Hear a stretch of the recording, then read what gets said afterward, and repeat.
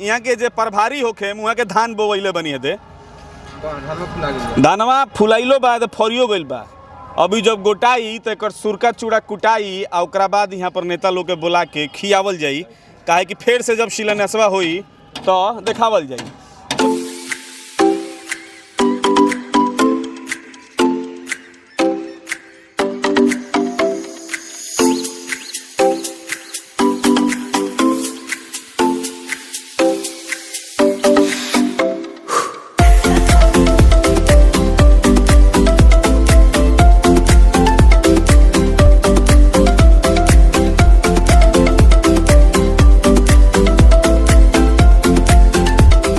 BCom, BSc और एमए, MCom करें विश्व की सबसे बड़ी यूनिवर्सिटी इग्नू से। सॉल्ड असाइनमेंट और गाइड बुक्स प्राप्त करें। संपर्क करें Mahakal computers, DAV college gate के सामने, सिवान। बिहार के स्वास्थ्य व्यवस्था और बिहार के माननीय स्वास्थ्य मंत्री मंगल पांडे जी के जिला में हम बानी, जहां हम खड़ा बानी। यहाँ से भाजपा के ही और पांडे जी के बहुत खास अति प्रिय विधायक के विधानसभा है। सौभाग्य से सिवान जिला के जे सांसद बा वहाँ के घर भी यही जा लगिए बा। हम बात करत तनी चैनपुर के ही अतिरिक्त प्राथमिक स्वास्थ्य केंद्र के। अतिरिक्त प्राथमिक स्वास्थ्य केंद्र ई चैनपुर हटे आ ओकर परिसर हटे। ई देखी हॉस्पिटल जौन बानू 1955 के शायद बनल हटे। देखे से लागता कि माने भूतहा फिल्म के जा शूट कइल जा सकता। बाहर भी एक बार राउंड मारत तनी कैमरा से। है देखी बाहर के हॉस्पिटल के कैंपस है। यू कैंपस है, यू जगह है जहाँ पर लोग बीमार होला तो ओकर इलाज होला। लेकिन हमरा बुझात नहीं खे कि लोग यहाँ आके ठीक होई कि और बीमार होई। बाहर के दृश्य हम बाद में दिखाएं, पहले हम लेके चलतनी ये हॉस्पिटल के अंदर। सुने में आवता कि कई बार एकर शिलान्यास हो चुकल बा। अभी हाल फिलहाल में भी शिलान्यास कुछ दिन पहले माने विधानसभा चुनाव से पहले या ओकरे आसपास भई रहा। तो चली हेजा हॉस्पिटल में हम घुसतनी तो हेजा बोर्ड हमरा लौकता कि यहाँ जिला यक्ष्मा केंद्र टीबी के भी इलाज होला। अंदर घुसी तो यहाँ डॉक्टर साहब लोग के बैठे के व्यवस्था बा, मरीज लोग के बैठे के व्यवस्था बाटे। हेने आई तो हेनियो कुछ कुर्सी टेबुल रखल बा। हेहू जा कुर्सी टेबुल रखल बा, डॉक्टर साहब लोग के बैठे के व्यवस्था बा। आ टेबुलवा के रसरी से बांध के रखल बा कि टेबुलवा घसक के भाग मत जाओ कहीं। ऊपर भी तनी जूम कर बाबू, होने हाउ शोर देखावो। पीपर के शोर जन बा उ छत के छेद के दीवाल के छेद के अंदर घुस गइल बा। ई हॉस्पिटल ह, हई बेड ह। अगर एकरा के हमरा गांव के लगे रही तो हम बेच के सोन पापड़ी खा गई रहती। मुरझा गइल बा, लेकिन एजा बेचाइल नहीं खे, एजा जियता बचल बा। एजा के लोग के महानता बाटे। नया भी एगो हेजा अलमारी बा, एगो होनियो अलमारी बा। हो हेने जूम करके देखावा है नहीं तो नहीं। ई देख ली चैनपुर अस्पताल के बेड हटे। और आई हेने एक बार आउरी लिया के चलतनी है। चली हेने आई, हेनियो बेड बा। तनी चारों बगल घुमा के देख लो, चारों बगल घुमा के देखावो केंग लौकता। ई हॉस्पिटल ह। आई देखी हई बेड के ऊपर जौन हई गद्दा रखाला तौन हई गद्दा ह। बेचारा में इतना ना गंदा लागल बा कि छुए के हिम्मत नहीं खे होत। छुअतो में माने सेप्टिक धोली हमरा। हई देखी हियाँ हो तनी तो हई हॉस्पिटल ह। आ हॉस्पिटल के साफ सफाई ह। हेजा बालू भी रखल बा। हो सकेला कि हॉस्पिटल के लोग रखले होई कुछ बनवावे खातिर। हेने रउआ देख ली, हेने रउआ देख ली। आ ओकरा बाद बाबू तनी हेने घुसा के दिखा दो। हई देख ली हेने लैट्रिन बाथरूम बा, ताला मारल बाटे। होने कॉल बाटे उ शायद चलेला। हेजा ताला मारल बा। ताला ऐसे कादून मारल बा नु कि जब सांप बिच्छी भी घुसत रहले सो तो ताला मार दल बा कि सांपवा ना आई हस। भले गेटवा जाली वाला बा तो एमे सांप बिच्छी के भी जौन बाटे रहे के व्यवस्था बाटे। ठीक ऊपर भी तनी दिखा दे। देखिए हई 1995 के बनल ह। बरखा होला न 1955 के बनल ह। बरखा होला तो माने अंदर भी भरपूर मात्रा में पानी एजा आवेला। हेने आई हई हॉस्पिटल के मेन गेट जौन बा जौना पर हम घुसनी हतन तो माने वैकल्पिक व्यवस्था हो। मेन गेट जौन बा ई हई हटे एजा ताला मारल बा। बाबू तनी निमन से जूम करके एकदम प्यार से आराम से देखावो। ई हॉस्पिटल के व्यवस्था हटे, ई हॉस्पिटल हटे। आ देखी एमे पानी लागल बा, पानी सड़ गइल बा। हौ तनी जूम कर, होने और तनी बढ़ के जूम कर। हौ सामने जौन बा वो स्टाफ लोग के रहे के रूम हटे, डेरा हटे, जौन की पानी में डूबल बा। उहो लोग बेचारू लोग का करी लो। हौ आई देखी हो दे, हौ लैट्रिन बाथरूम देखली, वहाँ के खंडहर में तब्दील हो गई बनी लौकत हुई। और जी जी जी हई देख ली, हई कचड़ा देख ली, माने कूड़ा जौन बावे ए पूरा मोहल्ला के कूड़ा जौन बा उ लिया के एहिजा फेंकल बा। होने गिट्टी उटी भी रखल बा। अब वो गिट्टी कैसन हुआ स्थानीय लोग से बात कर जी तो पता चली। हई देख ली, हई पानी जौन बा, कचड़ा जौन बा, एकरा के ध्यान से देखी। के हॉस्पिटल के स्टाफ वगैरह नहीं खे जा के बा रहुए बनी अकेले का कहतनी भैया भैया भैया भैया तेजा डॉक्टर उक्टर बैठे नहीं लो? हाँ बैठे नहीं लो। कब से कब तक? बैठे नहीं 10 बजे से 2 बजे तक ले। 10 बजे से 2 बजे ले, 8 बजे से 2 बजे ले ड्यूटी रहेला। मैं 10 से कोनो बात ना, 10 बजे आ जाइन लो तो बहुत बढ़िया बा। इलाज उलाज करावे लोग आवेला? हाँ इलाज करावे लोग आवेला। अच्छा तो यही में इलाज होला? हाँ यही में इलाज होला। माने दवा प्राथमिक उपचार होला जगह। प्राथमिक उपचार होला। बेड उड लागल बा तो भर्ती कोनो जमाना में जा होत रहे केहू? अब तब वही ना बा नामे खाती भर्ती में पहले तो होत रहे, लेकिन अब नहीं के होत। अच्छा सुविधा नहीं खे कोनो। तो रहुआ का है हॉस्पिटल के? हम चतुर्वर्गीय कर्मचारी है। अच्छा तो राउर जी में तो खाली ताला खोलल बंद कइल बा, एकरा अलावा रहुआ बता नहीं सकत कुछ। चली अब भेजा स्थानीय भी लोग भी ढेर लोग बाबे। का चाची इलाज करवाइल बनी का? हैं इलाज करवाइल बनी का देखाओ के बा? अरे दिनाय उलाई बा बुखार। अच्छा तो डॉक्टर लो अभी नहीं खेलो, 2 बज गइल बा। बेकारे के करते हैं। हाँ बेकारे के नु चाची करे तन हमनी के पत्रकार सन बढ़िया से दवा करे तनी के करे। पत्रकार लोग के कोनो काम धाम बा ना नु? हां वही नाम के आई से दवा तो कभी ना डॉक्टर लोग का बनी दवा तो कभी यहाँ पे मिलता नहीं है। सब सप्लाई हो गया दुकान पर जी। और रोगी लोग किन किन के खा। हाँ चली हेजा आई हेजा यहाँ के जे प्रभारी होखे मुहा के धान बोवैले बनी हेदे धानवा फुलाइलो बा तो फरियो गइल बा। अभी जब गोटाई तो एक सुरका चूड़ा कुटाई आ ओकरा बाद यहाँ पर नेता लोग के बुला के खियावल जाई, काहे कि फिर से जब शिलान्यासवा होई तो देखावल जाई। चली अब शिलान्यासवा जौन भइल बा हम देखाए तनी। अभी का कुछ दिन पहले एक शिलान्यास भइल रहा, हम उन्हें बढ़त दिन तो देखा तनी हेजा बालू रखल बा। भैया बालूया रखल बा हॉस्पिटल बनावे खातिर ना, पास भइल बनवी ना ई मुखिया जी के डिपो ह। से मुखिया जी हर जगह से कचड़ा बालू सब कुछ लिया के यही हॉस्पिटल में भरे। मुखिया जी के डिपो हम माने मुखिया जी यही जा अपन सीमेंट गिट्टी बालू रखे नी। अच्छा मुखिया जी के दुकान उकान बा? ना दुकान नहीं खे, जैसे नाला उली बनवाओ नी तो यही में लिया के रखे नी वहाँ के। हाँ। आ यही से माल उठा उठा के जाला। तो हॉस्पिटल के जमीन है नु? ई सरकारी जमीन है, देखत नहीं कि 2 in 1 वहाँ के पैसा कमातनी। पोखरा साफ करतनी आ हॉस्पिटल भरतनी। हाँ तो पोखरो साफ कराई में पैसा उठावतनी, हॉस्पिटल भरहू में पैसा उठावतनी।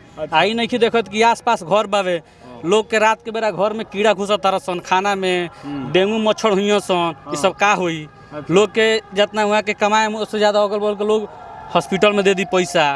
ये 1955 के बनल हॉस्पिटल हवे। अच्छा एमे पहले ऑपरेशन होत रहा, आँख बनत रहा बढ़िया बढ़िया में। डॉक्टर हसन साहब, ओझा जी, परवीन कुमार बढ़िया बढ़िया में डॉक्टर रहत नहीं है। देखी और जहाँ कचरा फेंकल बा जाए एगो रहे वाला बढ़िया डॉक्टर के आवास रहा। अच्छा, देखो तनी तू हाँ तूर तार के फंस गइल। अब ओजा कचरा फेंका रहल बा, ओजा मुर्गा मुर्गी जबे हो रहल बा। अच्छा हाँ हई गिटिया रखल बा तौन? ई सब मुखिया जी के हवे। होनियो देखियो होनियो रखल बा हो? होने गिटी हमरा तो लागल कि माने पास का दुनी सुनले नहीं कि ना पास ना भइल बा। ई एजा ऐसन जगह है कि एजा से जदयू प्रत्याशी जगमातो देवी 6 साल रहली, ओकरा बाद उनका पतो कविता देवी रहली, लेकिन आज तक ले हॉस्पिटल के उद्धार ना भइल। देखो तनी हर जगह से पानी भरल बा, पूरा घर तर ले पानी सटल बावे। तो अब तो मान ली कि वहाँ लोग के छोड़ दी, वहाँ लोग के काम करावेला ना रहनी लो। अब तक यहाँ विधायक जे बानी वहाँ के खूब काम करावता नहीं। देखी नेता केहू के ना होले, नेता बस अपन जेब भरे वाला होले। शिलान्यास भइला साल भर हो गइल, चुनाव से पहले शिलान्यास भइल कि हॉस्पिटल पहले रहे ये हमसे नया विधायक जी ब्यास सिंह जी, करणजीत सिंह जी लेकिन अभी तक ले हॉस्पिटल के एगो ना ईटा गिरल ना एगो नींव दियाइल। नहीं तो पानी में डूबल बा कहीं ऐसे ना काम लगा। ना एकरा पहले ही सूखल रहल, बहुत अच्छा रहल, लइका फील्ड बना के लइका में खेलत रहल सन। अच्छा। हाँ, बरसात में थोड़ा सा पानी लागल, बाकी में कचरा भर दिया, केहू आवे लायक में नहीं खे। हई कचड़वा जौन लौकता हो तन जूम करा हो बगल दिखाओ तो हौ कचड़वा जौन लौकता पॉलिथीन दुनिया के ई कहाँ से आइल बा? देखी है बगल में काशेश्वर नाथ के मंदिर बावे, हाँ। जौन बहुत पुराना 1800 ईस्वी में बनल बावे। ओमे बड़ा पोखरा बावे, पोखरा के सफाई के नाम पर ओमे कचरा लिया के में फेंका रहल बा। अच्छा, माने पोखरवा साफ क के आ हॉस्पिटलवा तर फेकल जाता काहे कि यहाँ मरीज आवे लइला। हाँ, तो बढ़िया से इलाज होई। हाँ, माने हॉस्पिटल के लगे कचड़ा फैला दी, मरीज लोग ठीक हो जाइलो। हाँ, देखत नहीं कि ना जाके कोनो अधिकारी बोले वाला बाड़े, ना गांव के केहू बोले वाला बा, जौन मन करे तौन काम हो रहल बा मुखिया पति द्वारा। तो मुखिया जी के माने वहाँ के बढ़िया हो गए भाई, डिपो बना दिले बनी यहाँ आराम से। तो कचरा जैसे बाहर में देखनी ना, शहर के बाहर कचरा के स्टोर कइल जाला, पहाड़ बनावल डंपिंग यार्ड रहला। तो वे चैनपुर मुबारकपुर पंचायत के डंपिंग यार्ड है हॉस्पिटल के। हाँ, हॉस्पिटल में ही, हॉस्पिटल के कैंपस में वो स्वास्थ्य विभाग जहाँ बा तहाँ बा। तो यहाँ हम कुछ और लोग बा भैया भाई, हई हॉस्पिटल के लगे कचड़ा फेंका गेल बा, पूरा पंचायत के कचड़ा, ई कदम पोखरा के कचड़ा हटे। गांव के लोग कब टोकल रोकल ना? गांव के लोग ना बोलेला। हाँ। हमनी के एगो अथी क्लब चलावनी सन, doctor APJ Abdul Kalam club के नाम से। तो हमनी के हर साल मैच कराओ तनी ऐसा जा।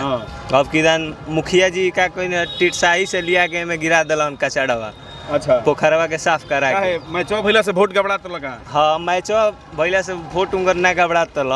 जैसे मैचो हमनी के खेलावे नहीं सन्नु, तो दूसरा पंचायत के लड़का सन के पैसा दे दिलन, ठीक बा, अपना जेब से कि लो मैच करावल उनका लोग के विपक्ष में।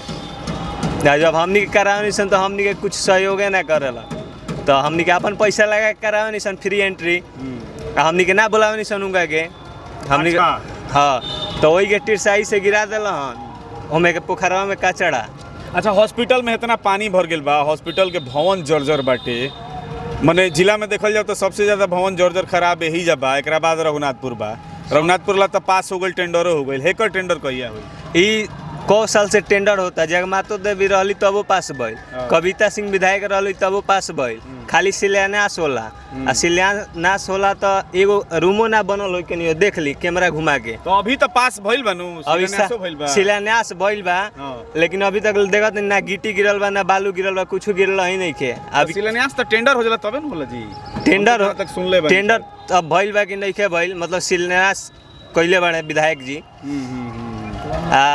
चल यहाँ तनी हमें बोर्डों पर नजर डाल लिया, काहे कि हम जहाँ तक सुनले बनी, जितना हमरा अल्प ज्ञान बा, कौन अनपढ़ आदमी हुई हम, जितना हम जानत नहीं कि भाई शिलान्यास होला तो शिलापट पर ओकर लिखाला संवेदक के नाम।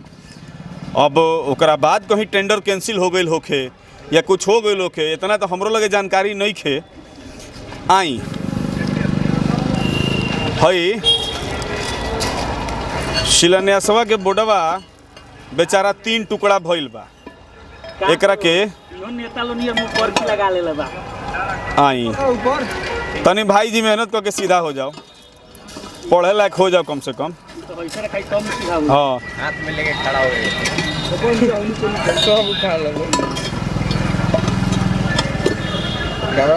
हाँ, कोनो बात ना।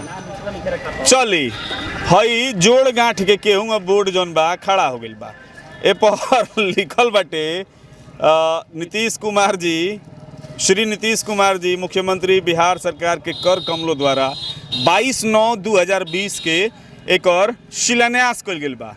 और अतिरिक्त प्राथमिक स्वास्थ्य केंद्र चैनपुर जिला सिवान के भवन निर्माण कार्य के शिलान्यास, मुख्य अतिथि सुशील कुमार मोदी माननीय उप मुख्यमंत्री बिहार सरकार। उद्घाटन अध्यक्षता जौन बा कइले बनी श्री मंगल पांडे जी माननीय स्वास्थ्य मंत्री बिहार सरकार। गरिमा में उपस्थिति रहल बा श्रीमती कविता सिंह माननीय सांसद सिवान। ओकरा बाद श्री करणजीत सिंह उर्फ ब्यास सिंह माननीय विधायक दनौदा। प्रधान सचिव बिहार स्वास्थ्य विभाग बिहार सरकार। निवेदक पढ़े के पड़ी जिलाधिकारी सिवान आ प्रबंध निदेशक पटना ए पर के काम कराई ए पर लिखल उखल हमरा लौकत नहीं खे। ठीक ए पर संवेदक के बा, ठेकेदार के बा, ए पर हमरा लौकत नहीं खे। अब ये शिलान्यास के मतलब हमरा अभी तक नहीं बुझात। व्यास भैया बेटाएम तो पूछल जाई कि आखिर एकर मतलब का भइला, काहे ई पेंडिंग में बा। बहरहाल ई हॉस्पिटल के जौन व्यवस्था बा उ रउआ के हम देखावतनी। आगे बढ़ी, ये हॉस्पिटलवा के जौन डंपिंग यार्ड या डिपो यहाँ लोग कहतनी लोग बनावल बा तो उ का बाटे, सीमेंट आ गिट्टी होने देखनी हो कि धइल बाटे। गांव के लोग बतावता कि मुखिया जी एजा धरे नहीं है। आगे बढ़ी, आई देख ली ई हॉस्पिटल ही कैंपस हो, हॉस्पिटल के ही जगह हटे और यहाँ कतना कचड़ा है जा। देख ली ई जेसीबी से निकाल के धइल बा। ई देखल रखला से चिन्हा जाता कि जेसीबी के लिया के जा ढाहल हो। है देख ली हॉस्पिटल के लगे कचड़ा बा। ई पानी जाके वजह हॉस्पिटल में मिलता। सोची है कचड़वा से उ है पनिया कतना बीमारी फैलाई और हॉस्पिटलों में जो इलाज करावे आई ओकर का हाल हुई। कोरोना के सुई में लोग कोनिए में लाइन लग के लेता का भैया, कोरोना के टीका लेवे के रहल त लोग उतना पानी में लाइन लग के लेता हाँ आ इतना धूप ज़्यादा निकलता हाँ। आ मुखिया जी कोनो व्यवस्था नहीं करतल हैं। तो ई तो महकत पनिया दिनों रात महकते अभियो महकते भाई, कचड़वा बहुते बदबू देला। और देख लिया उ सब हॉस्पिटल लाइन है, हाँ प्राइवेट क्लिनिक बड़ी सकली कोई गो आ दवाई वही लैब के दुकान उकान बा। हाँ पेशेंट आवेला सन तो बहुते महकेला, नाक दाब के हाथ से पेशेंट आवेला सन देखावे। कचड़वा चली तो ई हाँ पोखरा बिल्कुल देखल जाई। ई समस्या बाटे रुआ के हम दिखा दी कि एक तरफ यहाँ हॉस्पिटल के जर्जर भवन, ढहत भवन, जौना के कई बार कादून शिलान्यास एजा के लोग के कहना अनुसार कई बार शिलान्यास भइल बा। फिलहाल भी 2020 में एकर शिलान्यास भइल बा 9वां महीना में और ये 1 साल हो गई शिलान्यास भइला, लेकिन आज ले में एगो ईंटा ना रखाइल। अब का मजबूरी बा विभाग के, सरकार के, हमरा तो नहीं बुझात। हो सकेला कुछ अंदरूनी मामला हुई आ ऊपर से सोना पर सुहागा माननीय मुखिया जी जाके कैले बनी। वहाँ के होने गिट्टी थोड़े रखले बनी, हेने गिट्टी रखले बनी, बालू रखले बनी, आ हेने पूरा चैनपुर के कचड़ा लिया के रख दिले बनी। ई सोने पर सुहागा बा। हॉस्पिटल बेचारा अपना कर्म पर रो रहल बा। एजा के स्थानीय लोग रो रहल बा कि आखिर कौन गलती बा हमनी के कि हैसन सजा मिलता। आज सौभाग्य बा, लोग तरसेला। हमनी के जिला के माननीय मंगल पांडे जी प्रदेश के नेतृत्व करतनी, प्रदेश के स्वास्थ्य मंत्री बनी, तो कम से कम हमनी के तो इतना आस लगा सकेनी जानू आम नागरिक होके के नाते कि हमनी यहाँ के स्वास्थ्य व्यवस्था सुदृढ़ हुई, बढ़िया हुई। का सुदृढ़ हुई हैसन भवन में, हैसन कचड़ा में का सुदृढ़ हुई? कौन डॉक्टर के मन करी जी कि MBBS कह के आके ऐसा सड़ल जगह पर लोग के इलाज करो? केहू के ना मन करी। आत्मा रोवत है जाके लोग के, कलछता, तड़पता। आखिर कौना गुनाह के सजा वालों देते हैं लोग, ई समझ से परे बा। शिलान्यास हो गई लेकिन काम कब लगी पता ना। लेकिन अगर पूछल जाई तो खिसिया जरूर जाए लोग कि हमार नाम लेके काहे केहू बोलल सो। खिसियला से काम ना चली है, पर काम लगावल जाओ। पास भइल बतई बनो। आ हई मुखिया जी पनिया ही कहाँ जाई, कचड़वा कहाँ जाई पता ना। लेकिन एक और रउआ जौन कृपा कैले बनी, लोग कहीं कृपा कर दलस चुनाव में तो बड़ा गजन हो जाई। चैनपुर बाजार में ई अवस्थित बा पोखरा बाबा काशेश्वर नाथ के मंदिर हटे आउ ई जल सरोवर हटे, पोखरा हटे। आई पोखरा के स्थिति रउआ देख ली कि जाके स्थानीय लोग एमे अपन सारा खाइल पियल हगल मुतल डाल के एकर का हाल कैले बा रउआ साफ लौक सकता। आ एकरे सफाई भइल बा, एकरे सौंदर्यीकरण के नाम पर एमे के सारा कचड़वा निकाल के हॉस्पिटलवा में डाल देहल गेल बा। और हालांकि पूरा सफाई के बावजूद भी जौन स्थिति बाटे रउआ सामने बाटे। भैया हेकर है ये पोखरवा अनु जौन के सफाई हाँ हाँ ये पोखरा एकरे सफाई करके सब कचरा ले जाके फेंकल बा जीवा। तो ये मुखिया जी सौंदर्यीकरण के नाम पर करे रहनी कि अपना लग से फंड लगा के रहनी? ये तो सरकारी फंड से भइल बा। मुखिया जी अपना फंड से कुछ नहीं की कोइले ना कहियो करे। वहाँ के बिजनेसमैन हई। अच्छा तो सफाई तो कर कुछ बुझाते नहीं जी हमरा। हाँ थोड़ा सा सफाई भइल बा ओकरे नाम पर का होला सरकारी काम थोड़ा सा काम लगा दो, फंड भजा लो, काम खत्म। हर जगह के तो यह नियम है बा सरकारी काम के। देखी हेनियो ताकि हेनियो पूरा कचरा भी भरले बा। आई देखी एगो और चीज हमरा लौक गइल, बड़ा हमरा कुली बाउर चीज बड़ा जल्दी हमरा लौकेला। बाबू तनी अजय जूम करके देखाबो।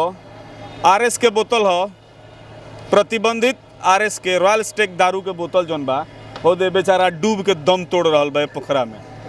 ओकरा अलावा आई है ना देखी हो ब्लेंडर प्राइड हो करिया का, उ तनी महंगा दारू हो।